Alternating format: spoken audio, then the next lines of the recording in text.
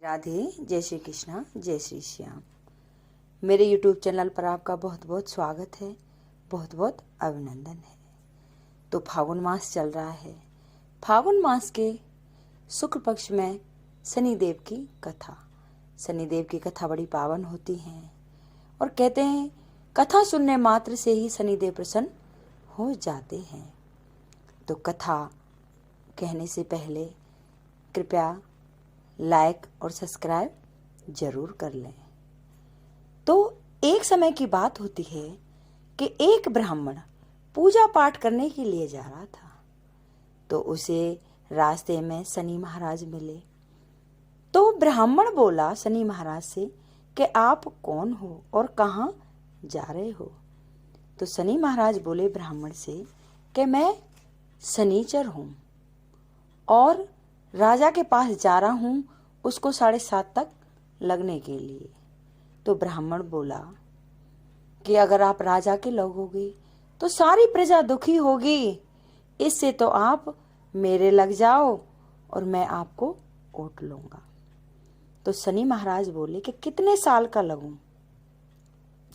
तो ब्राह्मण बोला 7 साल की ना ओटी जाए, 5 साल की भी ना ओटी जाए, 2.5 साल की भी ना ओटी जाए, 1.25 साल की भी ना ओटी जाए।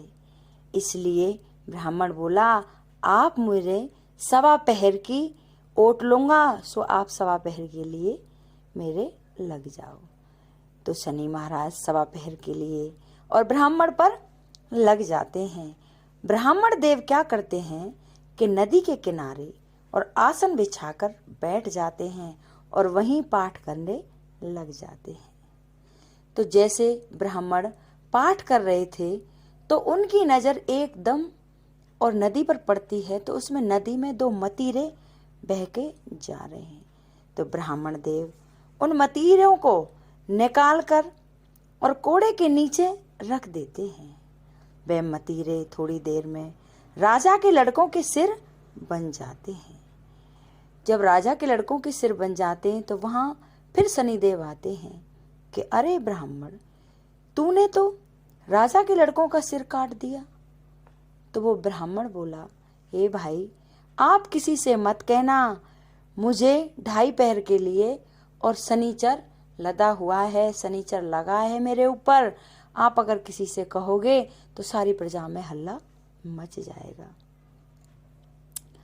तो शनिदेव कहते हैं कि मैं तो कहूंगा क्योंकि तूने राजा के लड़कों के सिर काट रखे हैं। अब शनिदेव ने 1 से कही, 2 से कही, 3 से कही। धीरे धीरे बात सारी नगरी में फैल गई और राजा के पास भी पहुंच गई। तो राजा बोला उस ब्राह्मण को बुलाओ और सूली पर चढ़ा दो।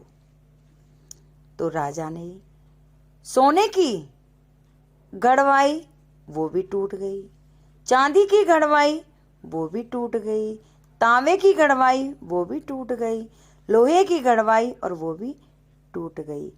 जो वो सूली गड़वावे वही टूट जाए।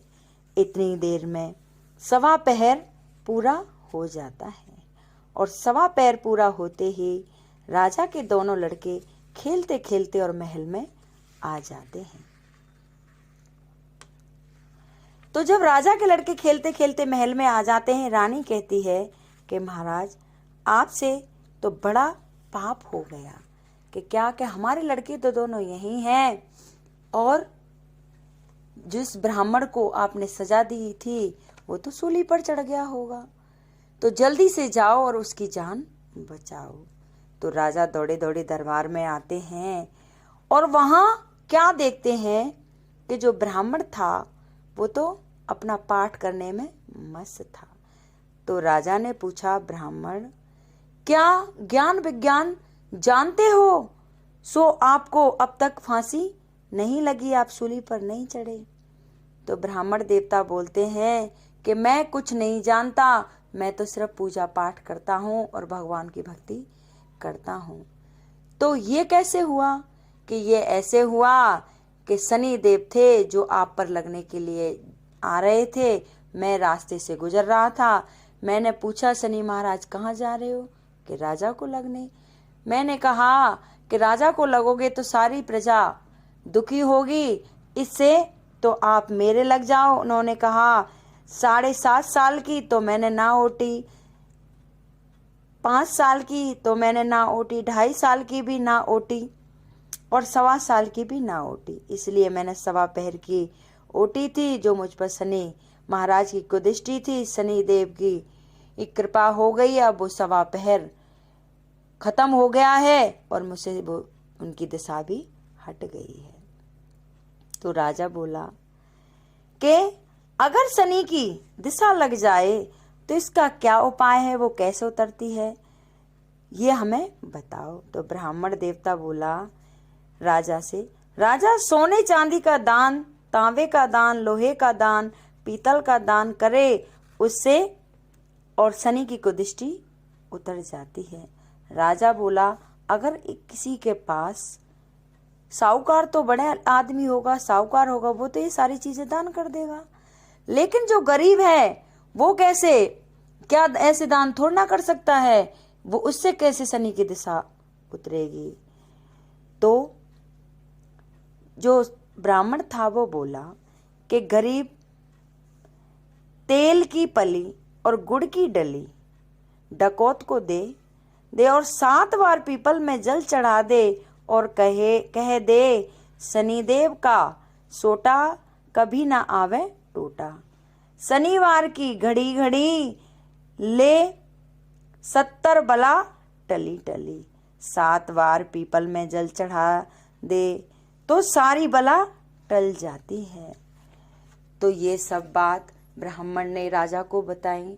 राजा ने सारे नगर में ढिंढोरा पिटवा दिया कि आज से सभी शनिदेव की पूजा करें और पीपल में जल चढ़ाएं, दीपक जलाएं, गुड़ की डली चढ़ाएं, तो सबकी संकट हट जाएंगे। शनि महाराज बड़े ही अत्यंत दयालु हैं और कलयुग के राजा हैं।